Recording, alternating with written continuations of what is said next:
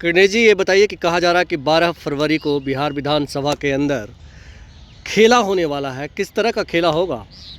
देखिए, 28 जनवरी को जब नीतीश कुमार ने इंडिया गठबंधन से अलग होकर एनडीए में चले गए, उसी दौरान तत्कालीन उप मुख्यमंत्री व राजद के वरिष्ठ नेता तेजस्वी प्रसाद यादव ने कहा था कि खेला तो अभी शुरू हुआ है और इस खेला को पूर्व मुख्यमंत्री व हम के नेता जीतन राम मांझी ने उस वक्त हवा दे दिया जब उन्होंने 2 विभाग की मांग की और हम कोटे से 2 मंत्री बनाने की मांग की।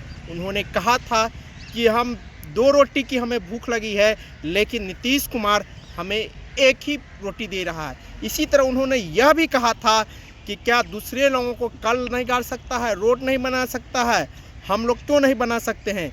जब मैं पहली बार मंत्री बना था, वह विभाग मुझे मिला, वही विभाग मेरे बेटे को भी मिल रहा है। इसके बाद नीतीश कुमार ने कुछ पैचअप करने का काम किया, जीतन राम मांझी के बेटे के 2 विभाग दे दिया।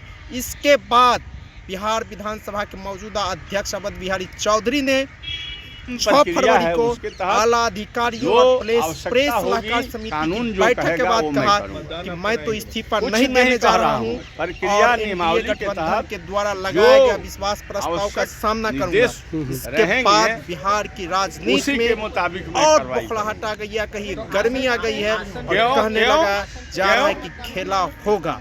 और इस खेले को लेकर जदयू के लोगों में ही भगदड़ मानने वाला व्यक्ति हूं। जदयू के करीब 2 दर्जन विधायक राजद सुप्रीमो लालू प्रसाद यादव के संपर्क में बताए जा रहे हैं। इसी के बाद पूर्व उप मुख्यमंत्री तेजस्वी प्रसाद यादव की पत्नी ने ट्वीट की। उन्होंने कहा कि हम लोग तो 4 विधायकों की जरूरत लग रही थी और इतना बड़ा खेला होगा, जदयू में इतनी बड़ी भगदड़ होगी अंदाजा भी नहीं था। उसके बाद और कई तरह की चर्चाएं शुरू हो गई है।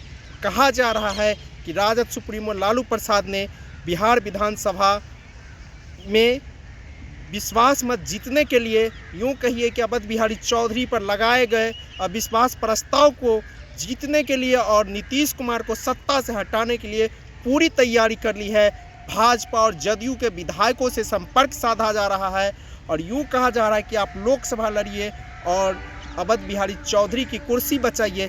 इसी के बाद भगदड़ की स्थिति कहा जा रहा है।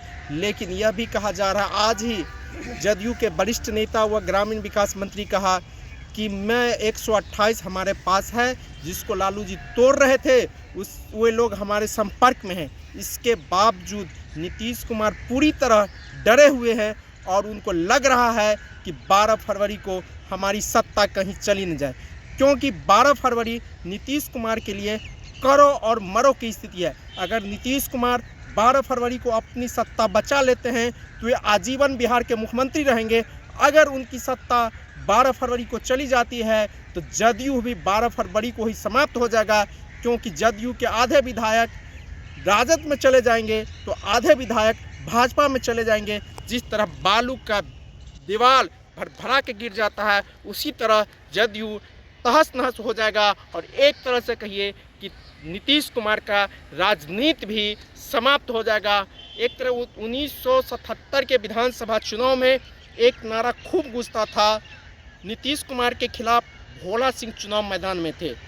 दोनों एक ही समाज के थे, वे भी कुर्मी थे और कुर्मी के वो भी बड़े नेता थे। उस वक्त नारा लगता था, बम चले या गोला, जीतेगा भाई भोला, जीतेगा भाई भोला।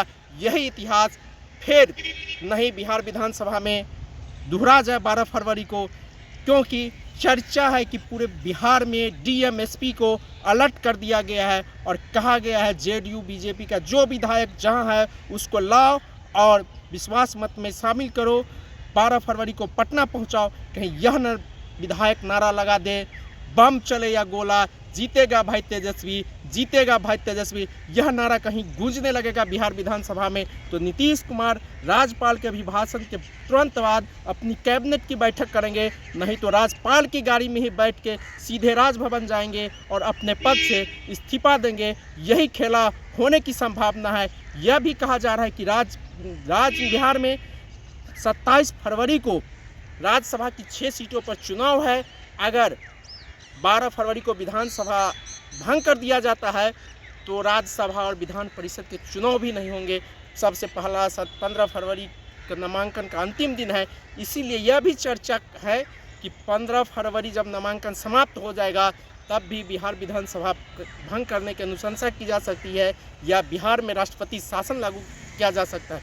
लेकिन संभावना का द्वार अभी खुला हुआ है, खेला कई तरह के हो सकते हैं। नीतीश कुमार बिहार विधानसभा भंग करके लोकसभा के साथ बिहार विधानसभा चुनाव करा सकते हैं या केंद्र सरकार बिहार में राष्ट्रपति शासन लागू कर सकती है।